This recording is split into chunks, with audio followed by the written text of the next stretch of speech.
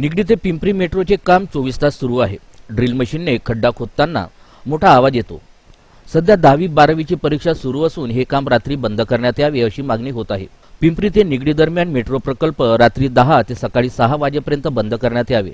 रात्री ड्रिल मशीनने रस्त्यावर खड्डे खोदण्यात येत असल्याने मोठा आवाज येतो। परिणामी परिसरातील नागरिकांना विनाकारण त्रास होतो। सध्या 10वी-12वीच्या विद्यार्थ्यांची परीक्षा सुरू असून त्यांची झोपमोड होते।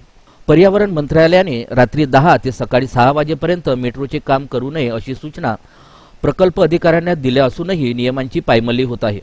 असे सांगत रात्री 10 ते सकाळी 6 वाजेपर्यंत काम बंद न केल्यास आंदोलन केले जाईल असा इशारा सचिन काळभोर यांनी दिला।